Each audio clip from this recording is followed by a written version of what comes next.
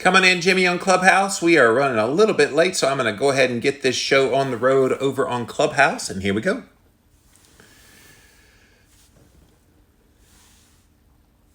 Coming in, Clubhouse, we're getting ready to start the brand new update for the 7-day water fasting challenge. We're running live over on Jimmy on Clubhouse, over on Instagram.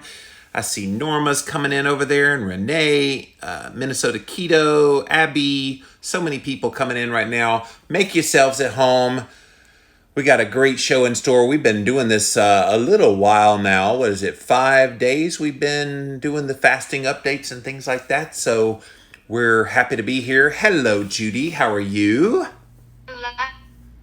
Lovely to see you today. And lots of people coming in right now.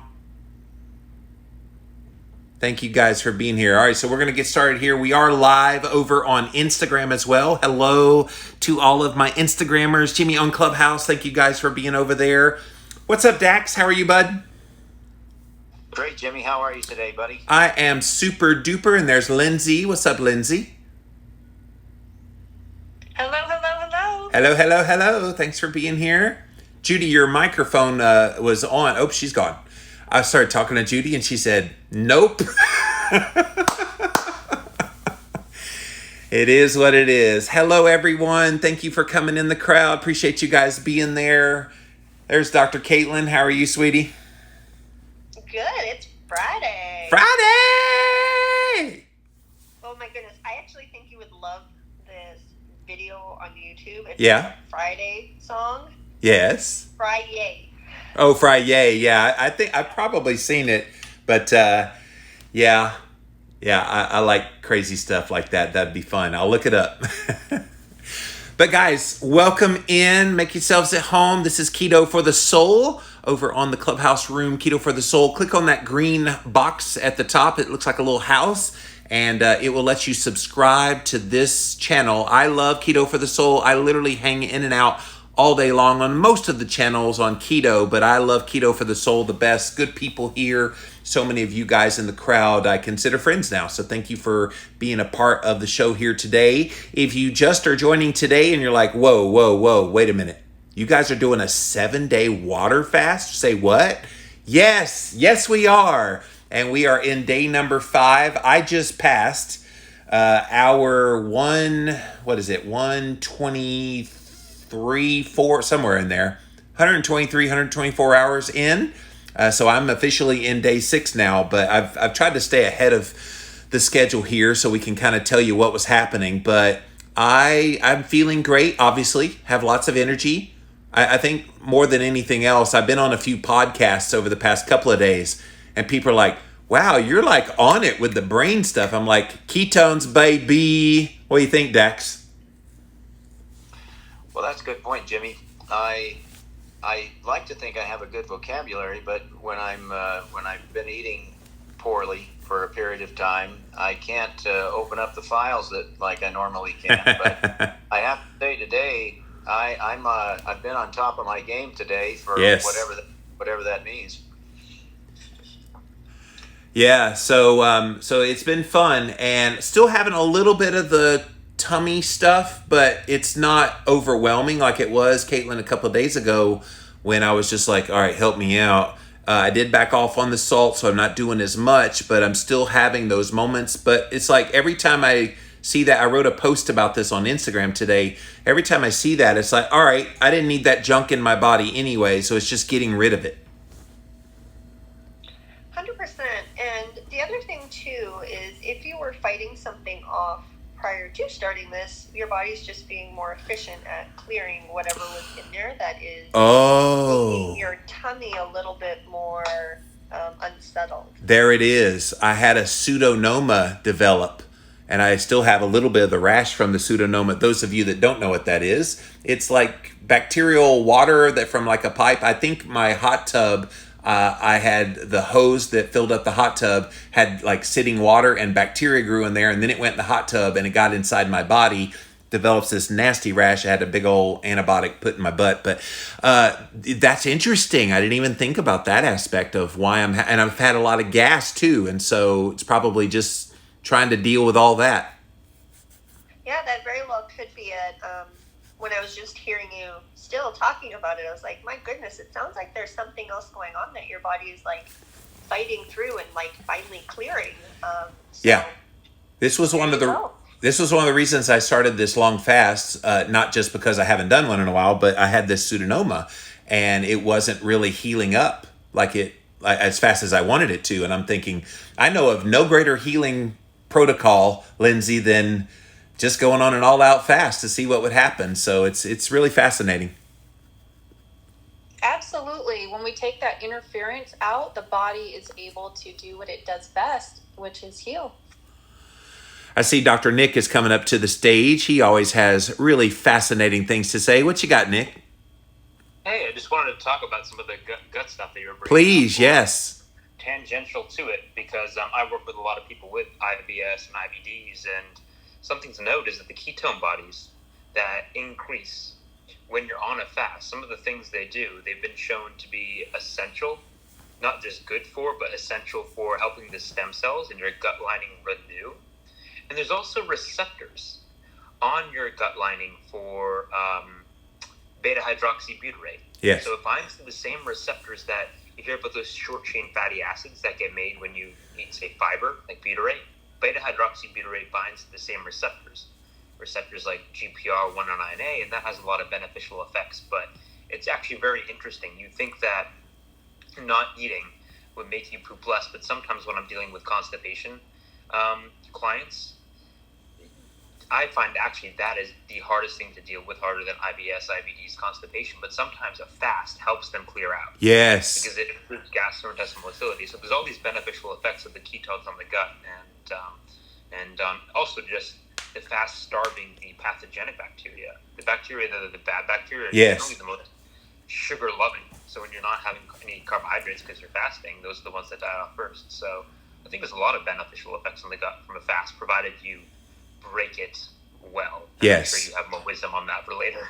Yeah, and we're going to address that a little bit today, but mostly day 6 and 7. But I want to ask you something else, because it seems to me that all of this breakdown of all this stuff coming out, like I didn't realize you could still have this numerous of bowel movements when you haven't had food. Like, this is what freaks people out so much, and this is everybody on the panel, but I definitely want to ask Nick. Like, my bowel movements increase with a fast. Like you were just saying, like the constipation patients, you put them on a fast and suddenly they're going. It's what's the physical, what makes that happen? Well, it could be two things that pop to mind. One, it could be you just have food to clear out, things that are just persisting because you have not optimal gastrointestinal motility. But another thing is to consider is, when you have a bowel movement, a large proportion of it, I think about 30%, is not from food you've eaten, but it's actually your microbiome. It's your gut bugs turning over.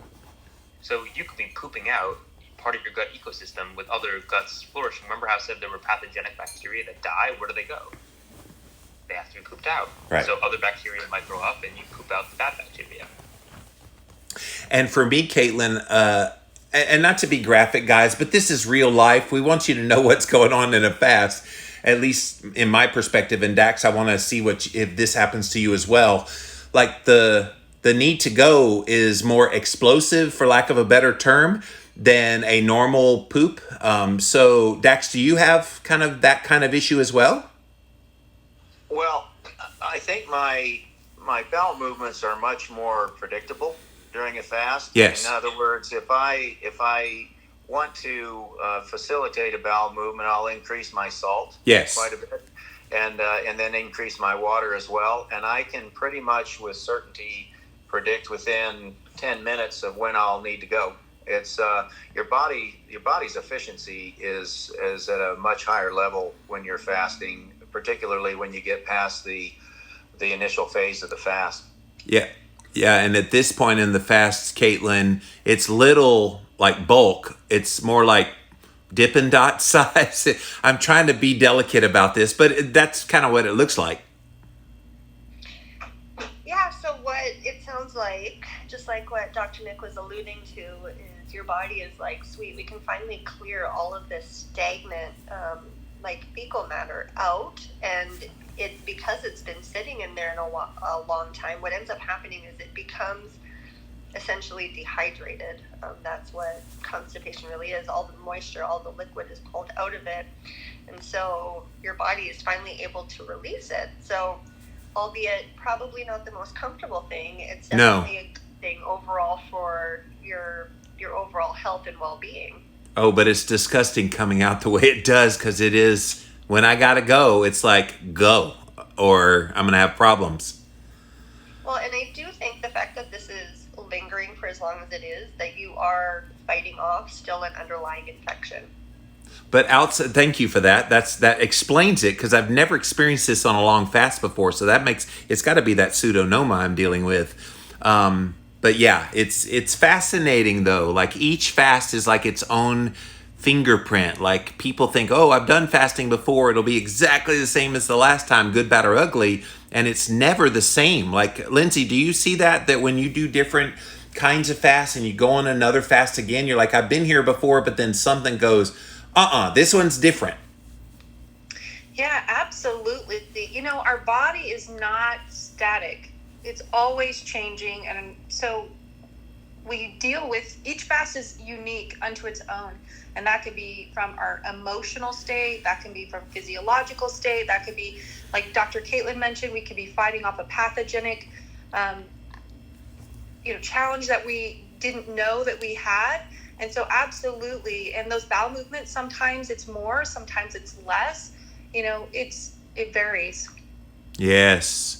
So guys, if you just joined us, we are in day number 5 of my 7-day water fasting challenge.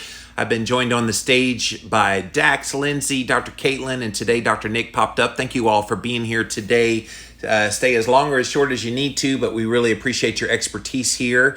My name's Jimmy Moore. I'm the international best-selling author of The Complete Guide to Fasting. I wrote that with Dr. Fung just about 5 years ago. And so we all up on stage have done longer fasts many times, and we would love to help you out. So raise your hand if you want to come up on the main stage.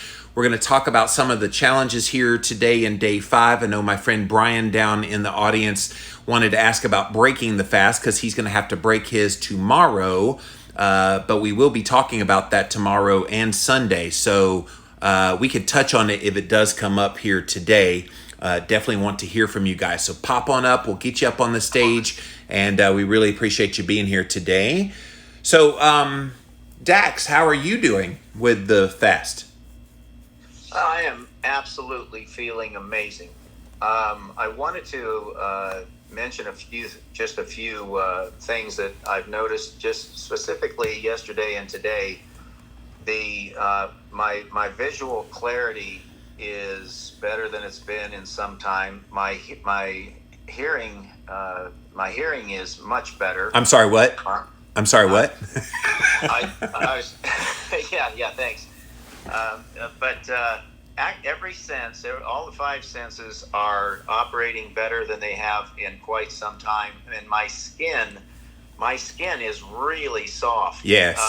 I tend to, the soles of my feet tend to get dry. And the soles of my feet are as supple as when I was a young kid right now. So I'm telling you, when you get into the latter part of the fast, you start to see some of the manifestations of the fast, and they're really quite remarkable. And that makes sense, doesn't it, Dr. Nick? Because you're turning over the cells. Autophagy at this point is like as heavy as it could possibly be. You're kind of renewing your body, right, Dr. Nick? Yep. Short and sweet.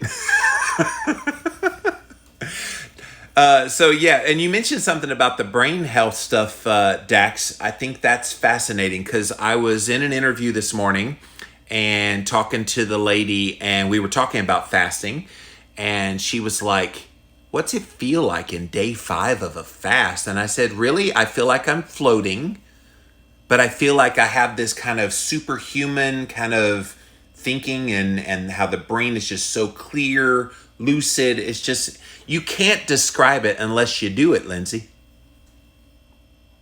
Well, I want to just add to that because we were talking about that before a couple days ago. And do you remember we were talking about a little bit about anxiety in the amygdala? Yes. I mentioned a Matson paper. So what they were showing us is you adapt to a fast, the anxiety aspect goes down. But that was actually a paper looking at Alzheimer's disease, the Alzheimer's disease model, and it showed it protected against features of Alzheimer's disease. So not just the short-term benefits of having the elevated brain energy, but the long-term benefits of the autophagy you were just talking about and other benefits from the neurological aspect. Okay, so the autophagy is part of the benefits. Obviously, the ketones flooding the brain, which is kind of a preferred fuel source for the brain. I mean, there's so many mechanisms as to why that would happen. Yeah, I mean, it's actually, if people talk about the ketones as an amazing fuel source for the brain, and I'd say that's 30% of the story. Because the other face of ketones is their unbelievable signaling molecules. They have receptors not only on cells, but in cells. In fact, a paper just came out in Science Advances last week, and it was, which is a really good journal, and it was building on the mechanism by which ketones modulate metabolism. So there are these things called post-translational modifications, and they're basically adding on or removing things from proteins in your cells, including the proteins around which your DNA is wrapped, to change their function. And what this paper showed, it explained the mechanism by which 1,397 different proteins are modulated by the attachment or removal of the ketone body, beta-hydroxybutyrate. So the beta-hydroxybutyrate actually gets put on by this enzyme P300 onto different proteins, including DNA-related proteins, to change gene expression, change cell metabolism, just across the cell. They did identify almost 1,400 different proteins. So much more than just a fuel itself. Yes. It's a regulator of metabolism. Thank you for being here today. That's fascinating. And if you can't understand and you're listening in the audience, you go, I don't know anything of what he just said, just stick around, because this is something that you'll build upon your knowledge. The more you hear similar terminology, I didn't write Keto Clarity just out of the top of my head or any of the books I've written without doing a lot of this kind of listening, like to people like Nick and Caitlin, and trying to learn from their expertise. And so it'll come. Don't let it overwhelm you if you're like, I have no idea what he just said. All right, guys, so I'm going to open it up to you again. Raise your hand if you want to come up on stage. We'll go to Jess here in a second, but definitely raise the hand. Click on that little hand insignia down there. We'll bring you up on the stage. But I did want to come over to Jimmy on Clubhouse Instagram page. Thank you guys for being here. Norma says, 118 hours in. This has been so different than any other fast I've ever done. I haven't felt this good, or I haven't felt good the whole time. Nothing serious to make me want to stop. It's just weird to me. I am hungry today so bad and not thirsty at all. Caitlin, any comments for Norma? Yeah, so every fast is going to be different, and every fast is going to essentially show us different layers, because healing really is like peeling layers of an onion back, and every layer we pull back, like every fast we do, we're exposing a new layer. And so I've been there where, I've done a dozen different fasts, and then the 13th fast I do, I'm like, oh my gosh, I feel like absolute crap. Yes. What's going on? And it could be you're fighting an infection, an underlying infection. It could be you're more stressed out. It could be the wrong time of the month hormonally. Like, there's lots of different factors. And so, one, giving yourself grace, knowing that that's okay. And then two, understanding when to break the fast, if you need to break the fast, is okay too. So Don't feel like you have to push yourself. If you're not feeling good and it doesn't feel right, then break it. Yeah, she did. And then if it extends though, I would recommend figuring out, okay, what could be causing you to feel not good during this fast. It's likely just showing you where you need to heal next, is kind of how I like to look at it. Dr. Nick? One little esoteric point. Sure.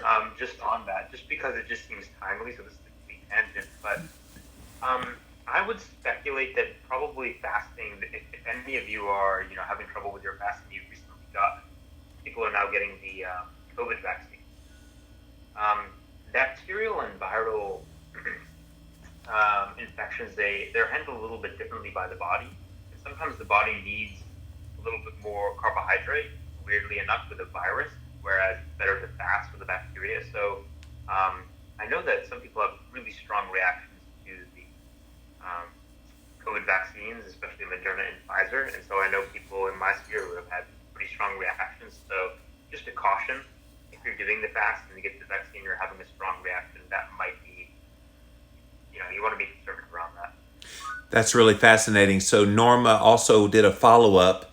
I'm making myself take sips of water frequently, super cold, heart palpitations more than usual. I only have 2 more days to go. I think I'll make it.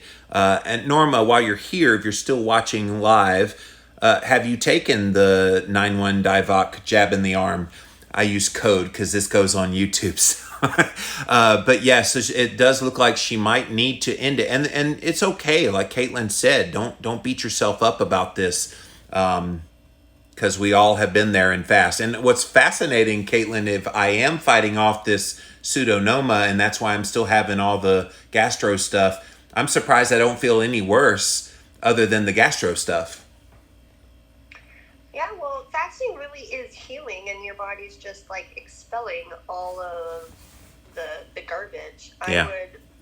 This is not medical advice, Jimmy. I'm not telling you how Yes. to tweak or... but if I were you, I would be taking a binder and maybe even increasing the binder slightly to hopefully help bind things up just a little bit more. Yes. Because whenever we're fasting, we're breaking down, and if there's an infection, we're breaking the infection down, and the infections are going to release additional toxins like waste products and potentially biotoxins. So we Yes. don't want that recirculating and making a home elsewhere. Yeah, I've been taking thank you for that. That's interesting information. I've been taking activated charcoal, but I could bump it up a little bit. Lindsey, do you use any binders besides charcoal? Yeah, I primarily rely on a blend. It has activated charcoal in it with other binders. Mm-hmm. But yeah, I think it's so powerful, especially when your body is healing and expelling pathogens or heavy metals and neurotoxins. The thing is with other binders is they can be weak. With chlorella or spirulina, they're just not going to be strong enough if your body is also releasing those heavier toxins. And so they can attach and detach so easily, and so they can recirculate. So I really lean into, when I'm focusing on healing and detoxification, I really rely strongly on an activated charcoal-based binder. Yes. Yeah, that's magic if you haven't used it. Dr. Nick? I just want to ask a question about that, because some binders actually, they'll pull toxins out of nooks and crannies throughout your body. Try to use lay speak. But if we're saying that, the fast is releasing these toxins, because what happens is a lot of toxins, if they're soluble in water, if they dissolve in water, you feel a lot of them out. The ones that accumulate in your body are the ones that are stored in fat, because most people aren't turning over their fat. So this is why I at least speculate sometimes people have keto flu-like symptoms, not at the beginning, but 2 to 3 weeks in, when they're on a keto diet, is they're starting to really burn fat and toxins are being released. Yes. So a similar thing is happening on a fast, where, a few days in, your fat burning is just going through the roof. You're going to be burning fat. You're also going to be releasing toxins, which can lead to some, symptoms. But if you add certain binding agents, and I'm not an expert on this, Lindsey and Dr. Caitlin might be able to speak more on it, but that might, pull toxins out of fat cells at a greater rate. I'm just curious if that can create an exacerbation rather than an amelioration of symptoms. That's interesting. That's a great question. And yes, you absolutely can. However, if you're pulling them out and they're bound, they're not going to redistribute and cause symptoms. That's why a lot of times, Lindsey and I use the same binders. And the reason we use those is because they really start to attach all of the gunk, the toxins that end up in the gut, which are then going to be bound up by bile and then recirculated, so redistributed. And so if a toxin already gets into the gut, this is where like Bind or True Carbon Cleanse will come in and literally just suck it up like a vacuum and then you expel it via fecal matter. So if those toxins, like you said, Dr. Nick, are water soluble, you'll pee them out. But the whole purpose of fasting and keto diet is to burn fat. So when we're burning fat, we're releasing those fat soluble toxins that our bodies engulfed and encapsulated to protect ourselves are now being released. So making sure that our detox pathways are clear is really important. Making sure we're pooping, making sure we're peeing, making sure we can sweat, making sure our lymphatics are open so that our body can clear these things effectively and efficiently. And there are binders out there that you can use that can go in and pull things out of the nooks and crannies, like you said.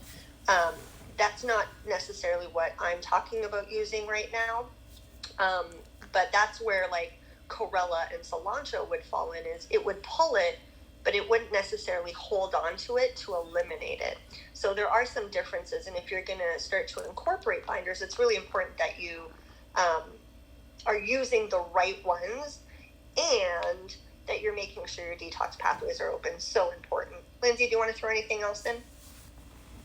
No, I think you really covered it. I think detox is a word that's thrown around, and that could be something that people say, oh, I'm going to fast because I'm going to detox and I'm going to cause autophagy and things like that.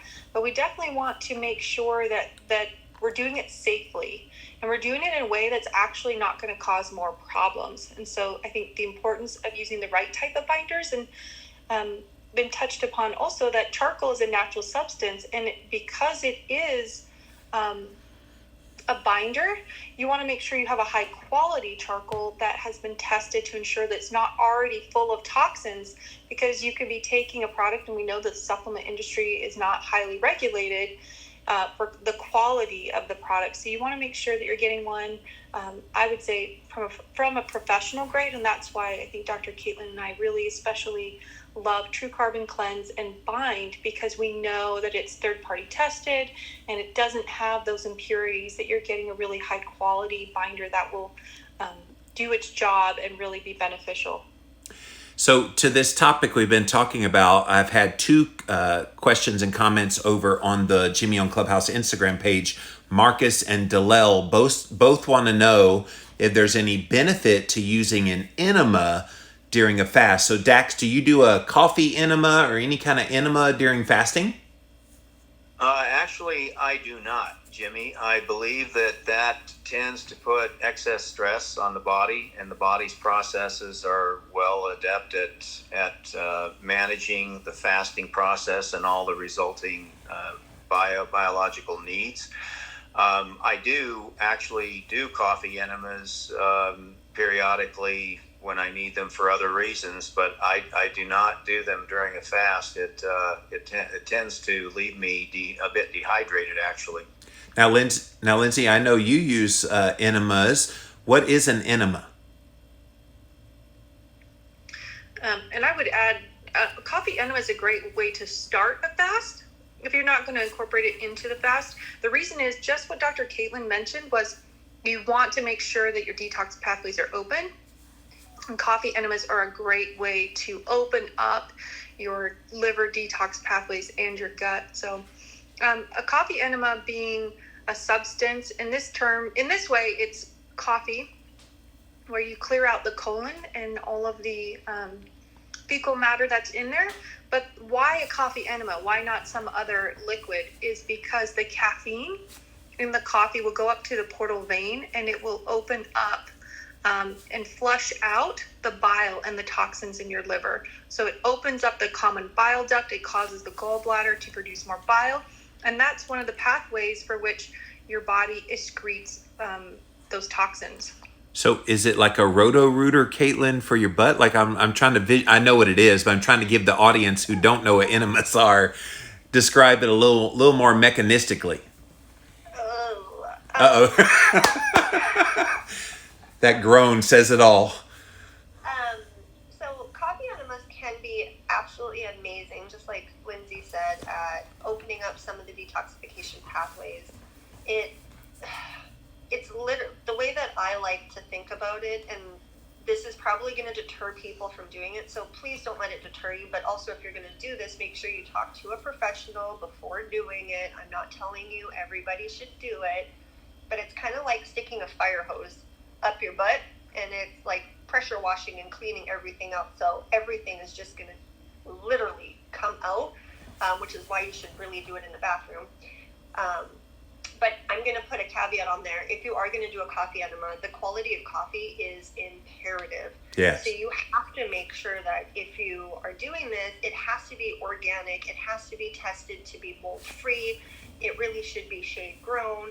Like, there are certain standards that need to be done because, again, anytime that you're putting something internally, especially rectally, the tissues in there are so absorptive that they're going to absorb anything and everything that you put in there. So although it's extremely powerful and you can get really amazing results, which is why, like suppositories and things like that can be very effective and very effective quickly, but you just got to be mindful of what you're putting in there.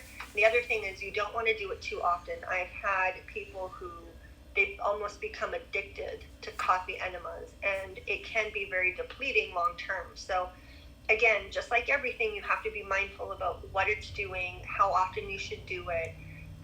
And I personally don't do it because I live in, most of the time, a converted Sprinter van, so I don't have the luxury of having a wonderful bathroom with like a bathtub and that, so I don't do it when fasting. But I do castor oil packs, and we can talk about that at a later time. And you need to clear the home of all your family when you're doing it. Just kidding.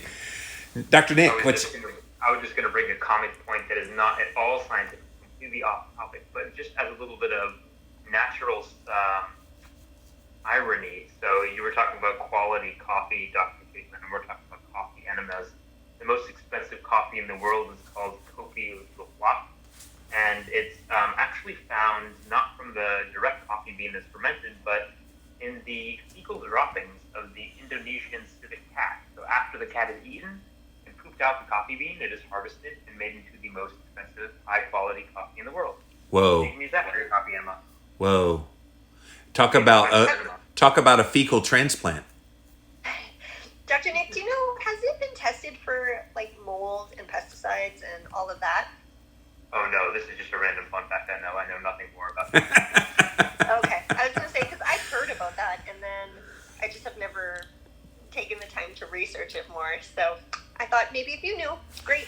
Lindsey, Dax, do you guys know? I've heard of it, same kind of thing. I'm like, this is ridiculous. That's kind of crazy. It's a little much for me. Dr. Nick is full of party stories to tell. Dax, what did you want to say? I was just going to say there's a number of, if you just Google coffee for enemas, you'll find a number of manufacturers that produce coffee, and I believe most of them are free trade coffees, but they are organic, mold-free, certified, and specifically made for that. They are usually a very light roast because you don't want to strip the vital components of the coffee that are going to help stimulate the bile release, but they are excellent. I use one made by Wilson and one made by Pure Life, which are both really good quality. You talk about coffee, people say, well, what's that taste like? Well, I can't put it in that context because it's not used for that. So it's not the quality of taste, but the quality of performance. Yes. You don't drink that coffee then, Dax. Like, that coffee's not meant for drinking, correct? Not before or after, actually. So, Dr. Nick, I have a business idea. You need Dr. Nick's Crappy Coffee. I mean, it's a great brand, man. It was making me think of that scene from, I don't know if you've seen the Austin Powers. Yes, we're dating ourselves, brother, with movie references like that. I'm 25. So is today going to be all about poop? Apparently so. But see, at this point in the fast, it's like, what else do we talk about? We're done with the hard part. We're kind of like nitty gritty. What are some of those like niche things? And this is one of them. Jimmy, I do have something to say to the lady you had on Instagram regarding her heart palpitations. Norma, After hour 118. Yes. I mentioned to you a friend of mine that was on this fast with us for this week, and I mentioned that she had severe heart palpitations. Yes. She also had near fainting spells, circles around her vision. She went ahead and powered through last night, and she said this morning, called me this morning, said she feels absolutely amazing. Nice. See, so just for your friend on Instagram there, I'm not suggesting to give medical advice, but that's just what anecdotal information for your friend over there. Right. And Norma has done these fasts with me before, so she's used to fasting a long time. I think what Norma was doing is, well, in the past, this is what I've seen, so therefore every other time I fast is going to be exactly that. And I hope that's a take home from today as well, is they're not all going to be the same, which, by the way, Dr. Nick, you mentioned the 9-1 Divock jab in the arm. She said, no, I would never take that. So that's not her issue this time. All right, well, let's get to the people up on the stage. Again, hit the hand if you want to come up on stage, raise your hand, and we'll get you up here. Jess, what you got for us? Hey, Jimmy. Hey. This is my first time on Clubhouse, so I'm just trying to figure out the technology. You did it. You're up here. What you got for us, sweetie? I'm here. Well, first of all, I just wanted to say that I've been following your work for quite a long time. I've been eating keto since November 2013, so Yay. a little over 7.5 years. It's definitely my lifestyle and something that I'm really passionate about. And I've been a weight loss coach for women for the past 3 years, using a low-carb ketogenic diet. And I like to use fasting as a tool for myself and also with my clients. My specific question is, I'm sure maybe you're familiar with Dave Asprey's Bulletproof Of course. fasting. So I'm curious because it does make it a lot easier to fast when you're using, the butter and the MCT oil. And it does, from what I understand, drive up ketone production. But specifically, my question is, while it makes it easier, I'm wondering if there are fewer health benefits than to just do a strict water fast. Yeah, great question, Jess. And thank you for your kind comments, by the way. So, yeah, we've addressed this earlier in the week, but Dr. Nick was not on the panel. I'm really curious, Dr. Nick, what are the differences between staying in a ketogenic state, using butter or water fast? Obviously, there's going to have to be differences because the body will have to metabolize and digest those fats. So does that change things? Yeah, I mean, you said it earlier, Jimmy, so I'm not being harsh. Jimmy is being harsh. If you're putting calories in your body, it's not a fast, strictly speaking. You can be on a fat fast, and that's, to elevate your ketones, but this is just totally my opinion. I think, there are reasonable bridges for people, say, in the morning, if you want to skip breakfast, and it's easier to do that as a breakfast and then do kind of a time-restricted feeding sort of thing. But when you're on a fast and you want to be, as we've talked about a little bit, quote, detoxing, letting fat cells, burn your own fat rather than exogenous fat, I would let that process go as long as you can tolerate it. And if you're not tolerating it for whatever reason, then I'm just wondering about the, what is the goal? Are you just doing the fast to achieve a 7-day fast, or for the health benefits? And for the health benefits, then maybe shorter and do just a complete fast. It's kind of like, I'm just thinking, doing an exercise. Like, you can do more squats for longer if you don't go quite as deep. But it's always better to do it with a little bit better form. So in terms of what will happen exactly in terms of the metabolism, you're putting energy into your body. You're going to be activating anabolic pathways to some degree. You're not spiking insulin as much as you would with glucose, but you're still putting stuff into your body. So, if you're fasting, I would say fast, and I think that Bulletproof is a great tool for people. But anyway, I'll leave it at that. That's my opinion. Yeah. I think I'm aligned with you.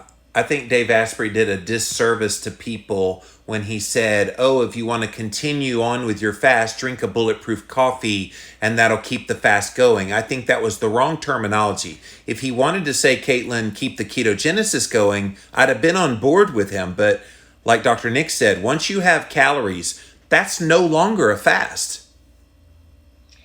Yeah, I actually love how you put it, Jimmy, because I go back to what is your goal of fasting? If your goal of fasting is to give your digestive system a break so that your gut can rebalance and you can start to process everything that's in your gut, and you can start to downregulate certain hormones and upregulate certain hormones, then it might not be the best thing to do. I especially don't recommend just drinking like fatty coffee on a 7-day water fast, because it completely takes away from the whole healing benefits of doing a water fast. Now, if you want to do this with intermittent fasting and you're wanting to know, is it quote unquote breaking your fast in the sense of spiking insulin and thereby, drive, like blood sugar goes up, it spikes insulin, it increases and causes an inflammatory response. You can test your blood sugar before you drink the coffee, and you can test it after, and your blood sugar is increased. It's quote unquote breaking your fast. However, anytime that you put anything caloric into you, you're stimulating digestion by stimulating digestive enzymes. And so technically you are breaking your fast. So it goes back to what is your goal and what is it that you're wanting to achieve. Jess, is this helping? Jess? Yeah, it definitely is. So I would say that mainly the goal in using this with my clients would be to speed up weight loss. So maybe like doing like a 36-hour fast 1 day a week or something like that. And so I know that obviously it will achieve weight loss because you're not consuming as many calories. Of course, you're consuming calories while you're having the fatty coffees, but probably not nearly as many as you would be, just eating a normal keto day. But I was curious about the autophagy benefits specifically, because I know that even just eating keto alone, so you're burning ketones for fuel, it's a fasting mimetic, and so there is some autophagy taking place even with intermittent fasting. But I was wondering if, like, let's just say that you are tracking and you have like a continuous glucose monitor and your fatty coffee is not causing any kind of an insulin response. Are there fewer autophagy benefits by consuming that? Okay. Yes. You need to water and salt if you're going to try to seek autophagy. And you're right, it does come pretty quick. Within about 18 hours, it begins. You see a maximum around the 72-hour mark. So those of us that are still going strong at day 5, we've tapped out, but we're moving on to other things in the body. Yeah, I think if the goal is simply to induce more weight loss, this is where I think having strategies of intermittent fasting. In other words, 18 hours today, maybe eat regular tomorrow, then do a 24-hour fast and like mix it up. That's how you're going to do it. Just like you do at the gym, you don't lift the same every time.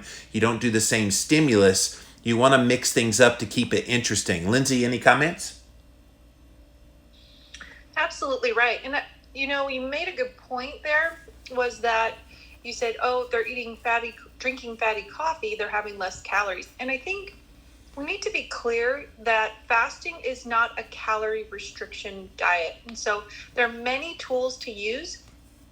When we step into fasting as we know it, which is removing all calories and just allowing the body to heal, that is completely different than, like has been mentioned here, having intermittent fasting with some food that will drive some of those pathways, like a fast mimicking diet as an example, where you reduce the protein. Or I put the bulletproof coffee in that boat as well. So there's a big difference, and I want to make sure that people understand that fasting does not mean calorie restriction. It just means a time where we're not having food, and so that allows the body to go and heal and do what it does best. Thank you for that, Lindsey. And this is a point too, Jess, that when you're having that bulletproof coffee, 400 to 600 calories worth of just pure fat, and that's literally all you eat in a day, you're telling your body, okay, it's feasting time.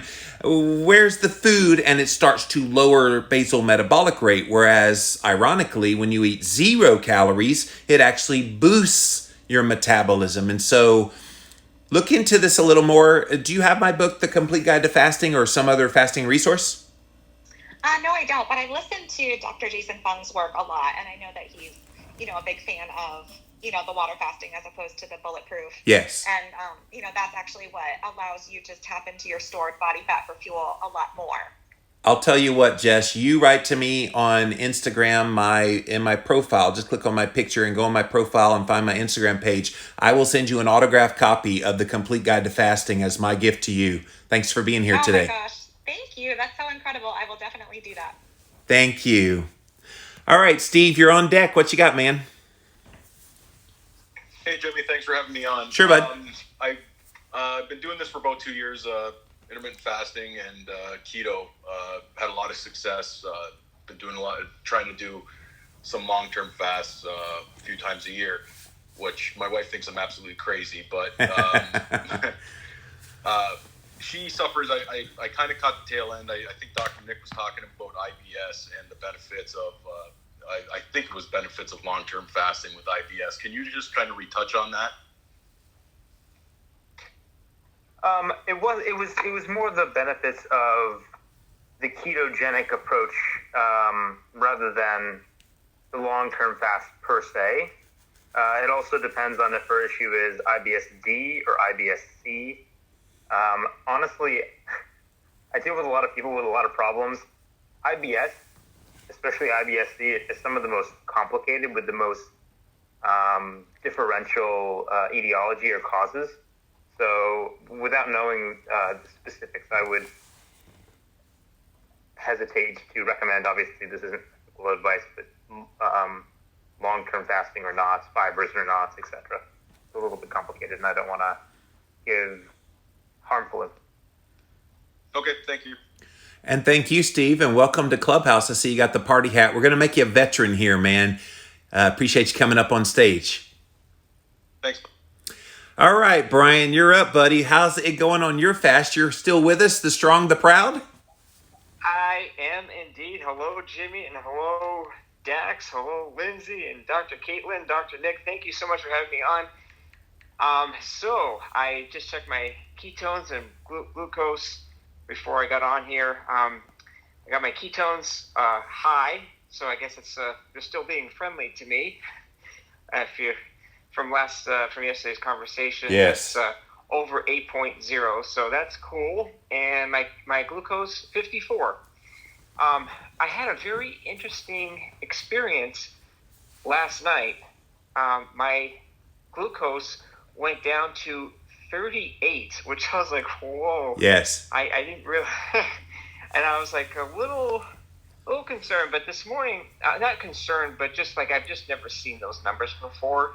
But this morning, I guess my liver kicked in, and gluconeogenesis, and got my sugars back up to 50, 54, 52, something like that. So yeah, I'm feeling great. I'm just amazing. I thought I was feeling great yesterday, which I was, but even now I'm even better. So it's awesome. Brian, can I tell you the fact that you get so stellar blood glucose numbers and obviously a commensurate increase in your blood ketone numbers, that is a sign you are a healthy individual. Because there's a lot of people that have insulin resistance. They struggle to get that, and they're all over the board. And as Dr. Nick was talking about, as we release those fat stores, we're releasing those toxins. And sometimes in some people, there's little pockets of sugar that are in there that then can spike their blood sugar, which on day 12 of a fast, I have seen a 129 blood sugar. So it does happen. But man, you're rocking it. You're the example of, check it out, guys. This is what can happen. Yeah, no, it's amazing. So I wanted to also share, I hate to be too graphic here, but I have not had any BMs since I started this fast. So just wanted to share that since we were talking about BMs earlier in our conversation. I thought I'd kind of share that. Now that's a dichotomy. That's a dichotomy because I've been having a lot of BMs and you've had none. Zero, yeah. And it's not like I feel like I need to go. I don't need to go. So, that's just my body saying, hey, we don't need you to do that now. So how are you expelling the stuff that's in your body? I suppose through your urine.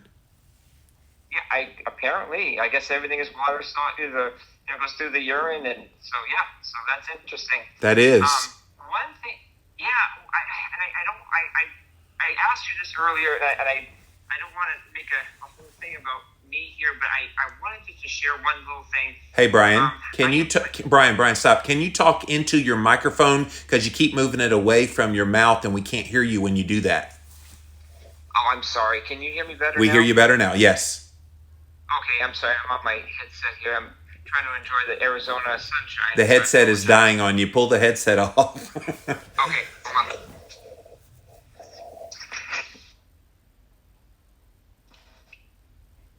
Is he back? Oh, hello? Yeah, there you go. We can hear you better. I'm struggling to hear you. All right, brother. Talk. Can you hear me? Talk. Yep. I think he messed up his output. So, Dr. Nick, Can you hear me? Yeah, we hear you, brother. Can you hear me? Oh, hold on. Just one moment, please.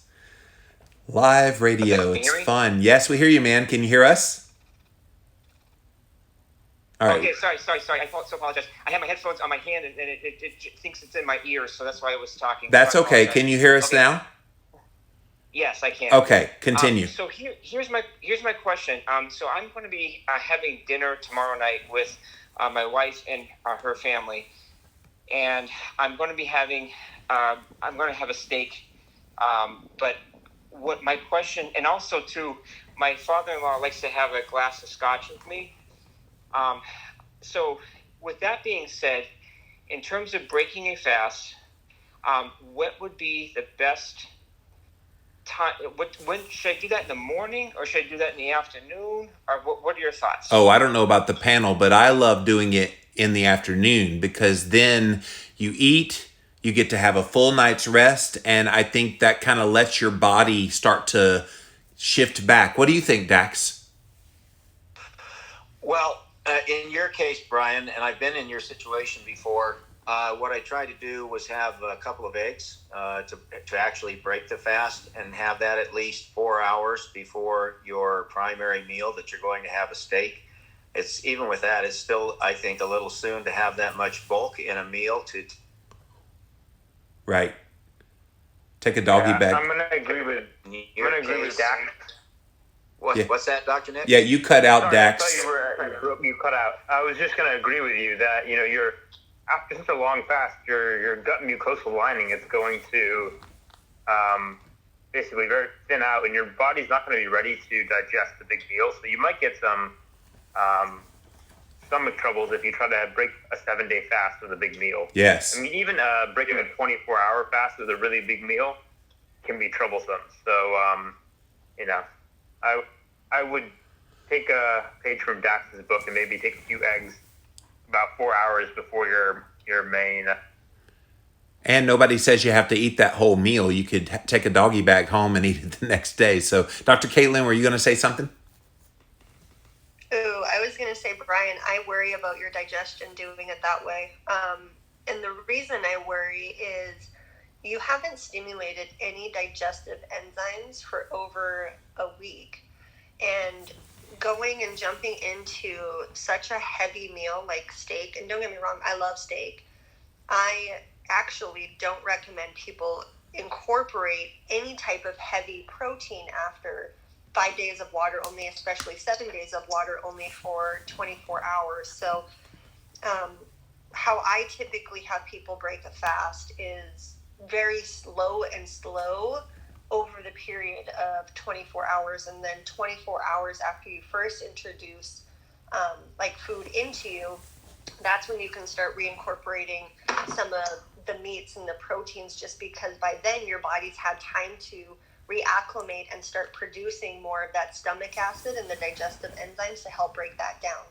And I can't tell you what to do or not to do, but introducing alcohol after 5 days, 7 days of water only is going to be not fun for you. Yes. Whatsoever.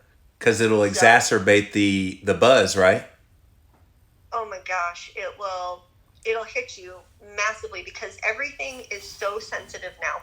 you have literally upregulated every hormone and downregulated inflammation. And so your receptors are just like firing like crazy right now. And so they're going to be super stimulated or super reactive to everything that we put in our system. So this is why breaking the fast is so super important, to do it properly, low and slow.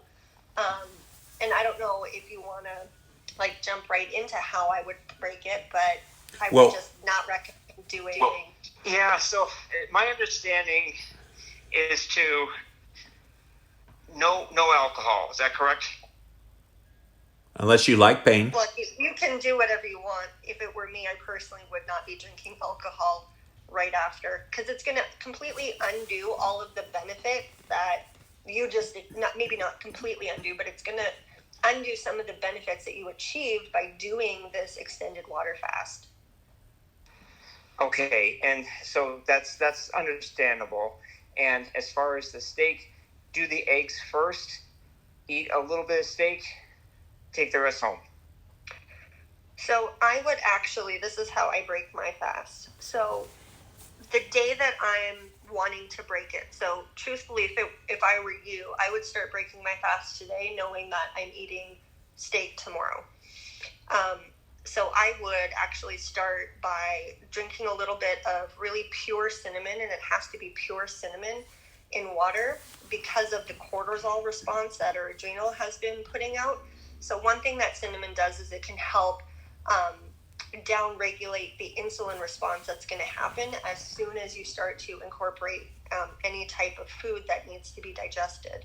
So kind of like what Lindsey said in a room that I was with her in yesterday, I like breaking it with either a really good quality bone broth and or just pure collagen. So not collagen with like chocolate powder and stevia and all that, like it's just a pure collagen powder. And that's what I do for a little bit. And then what I'll do is I will then start to incorporate a little bit of either like avocado or olive, something like that. But I don't incorporate carbs with fats, because when we start to incorporate carbohydrates with fats, like let's say I were to do, I don't know,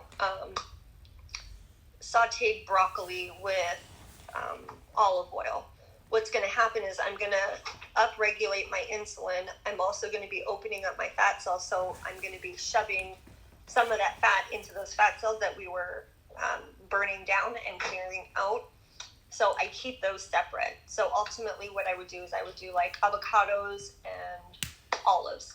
Is and that a little bit late? Go ahead. Is that because you're more insulin sensitive post fast? Oh, 100%. 100%.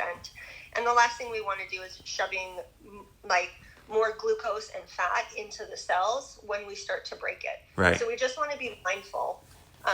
And then down the next thing that I do, like, and this is like over the course of hours, like I'm not doing a whole lot, because you're really not going to need a whole lot to feel satiated and full. And then I introduce something like ferments, whether it be, kimchi or sauerkraut or fermented veggies or whatever it may be, because I want to start to stimulate the re-inoculation or getting the really good healthy gut bacteria starting to digest food again. And so I continue to do this little by little. And then the next thing I would introduce would be lightly steamed vegetables.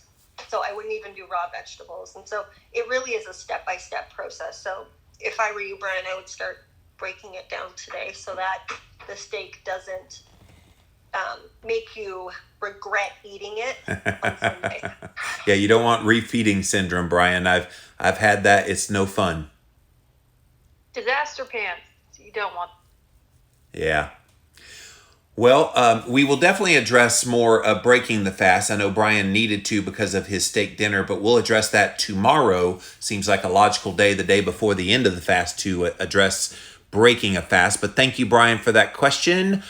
Is it Robbie next? Yes, it's Robbie. Hey, Robbie. Hi, everyone. Thanks for having me up on the stage. Yes, ma'am. I've been following Dr. Caitlin and Lindsey around the rooms for the past couple of days. I am a functional medicine health coach, and I just wanted to throw in there, just as important as it is to, honor whatever fasting you're doing and,